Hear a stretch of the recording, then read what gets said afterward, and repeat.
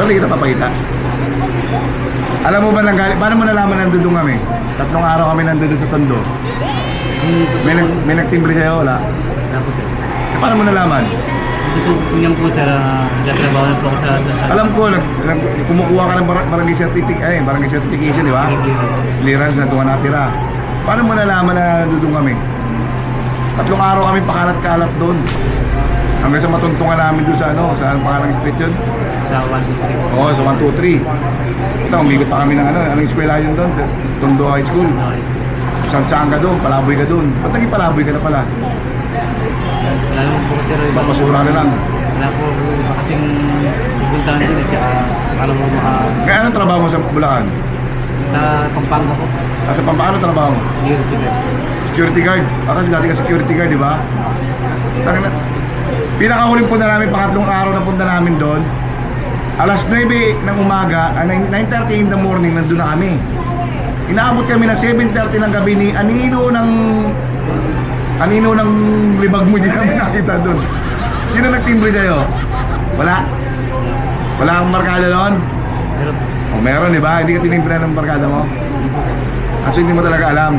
Ano yung giyang ka lang kaya pumunta doon? hindi po sir, makapagpatuloy po yun sir yung kasama ko sa trabaho. Anong gagawa mo lang doon? Huwag ka pumunta pa doon? Bumalik po talaga ako ng pera bago bili na sa dito sa Manila. Bibili ka lang ng cellphone. Tapos dadali ka. O, shoutout nga po pala mga katotot ko sana ha. Barangay 123, mga katotot natin dyan.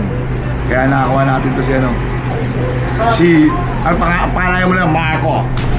Walang nga ka, pagod na pagod kami nun.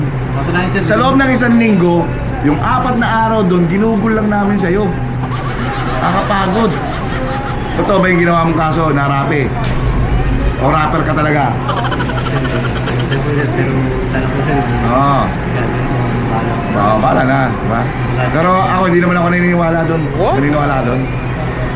Lahat ng kinasuhan sinungaling eh. lahat sila inisente. Inisente. Alam mo yung inisente, yung naiinis? Inisente. Hindi lang po ako nag-iisip na dito ako ngayon. Dapat lang po talaga sa nahanapin ko kung ano po yun. Eh, ba't po kasi tinaguan? Kailan ka nakasuhan? January, no? March po sir, bumaba yung... Warrant. Lumabas yung warrant, March. Pero, January pa lang, wala ka na dun eh. Di ba? Hindi naman kasi sa... Pakalat-kalat ka na. Alam mo, ang info sa amin, nag-i-scavenger ka na lang doon. Totoo ba yun? Isipin mo ha, inaabot kami ng alas 10 ng gabi. Lahat ng, yung nagbabasura doon, scavenger, tinitignan namin mukha isa-isa. Hindi ka namin nakita. Tapos meron kayo isang niyayang scavenger doon, sabi mo, doon tayo sa Quezon City. Ayun, Totoo ba yun? Yung matanda? Nakasalamin na... Matanda. Oo, yung matanda. Sabi niya, niyaya ako dyan sa Quezon City. Kaya iniisip namin, baka nasa Quezon City ka lang. Eh, sakto di ba nagkasunog doon? Utangin lang yan. Lahat na nangangalakal yung basura na sunog, pinagtahan namin.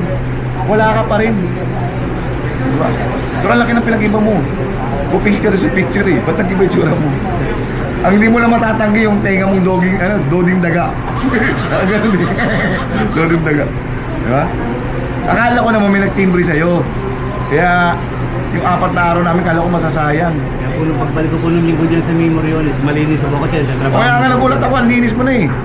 Kasi sabi sa amin, mukha ka talaga scavenger. Tapos, Ako sir, pulubi na nga. pero ngayon, okay ka na. Kala ko naman, i-score ka doon, kaya ka nando doon. Sir, cellphone ko talaga. Alam mo bakit? Kasi di ba yung iskinita na yun, alam mo naman, di ba? Pharmacy rin yun, di ba? Bago nga po kami ulit sila tata doon yung alas. Okay, shout out sa inyo, Repa. Wala naman ako pakialam doon sa kung anong lakad nyo dyan. Basta napapansin ko lang. Kasi ano tayo eh, mausisa tayo eh. Ramdam mo kaagad eh. Pinipilit ko po talaga bago kami umalis doon, magkuha ko yung cellphone na binili ko eh. In-interest na rin. Hindi, inistapa ka pa. Nasa akin na po talaga yung cellphone sir. Kaya lang. Nasa iyo na. Opo, pinaiwan po yung kwan. In-interest na, hindi na po nakuha. Kaya ka na ano. Hindi lang po talaga sir. Pero okay lang, at least kami nakahuli sa'yo. Kung iba nakahuli sa'yo, yari ka. Ang kaso mo, dalawa, di ba? Rape, saka sexual assault. In relation to 76 din, di ba? Bata, minor de edad. Salamat ka, kami na nakahuli sa'yo. Kung iba yun. Alam mo naman tayo, puro yabang na tayo sa katawan, pero di tayo nanakit na. Kilala mo ba ako? Nakikita mo ba ako sa Arellano ng mga panahon? Totoo lang po sir, medyo pamilyar kaya lang po eh. Familiar ako. Kaya po, Kung nakita mo pala ako doon, malamang sa malamang tatakbo ka, no? Hindi. Pero di ka rin makatakbo kasi iingkain ka, parang mahina na daw eh. Ha? May sugat po kasi ng mga nakarang Oo, tas magaling. sabi pa nung isang ano doon, nakipagsuntukan ka pa daw doon. Pinakita pa sa akin yung mga kalmot na sa likod eh. Pinagkakalmot doon sa likod eh. Kasi nga po sir, yung mga kalakal ko ng mga benda kinukuha, binibenta. Binibenta, no? Pinaparte. Kasosyo mo daw siya, kasosyo mo dapat. Hindi nga po din. pinaparte. Nagsuntukan kayo, tama yun. Kasi po sir na O, yun lang ha. O, sana, totoo yung sinasabi mo, inisente ka. Kung inisente ka man, sana, makalaya ka ha. sir, hindi kasalanan po ako sir, pero abogado ko lang po sir. Okay. Ingat, ingat. Ha? Hindi. Ayoko.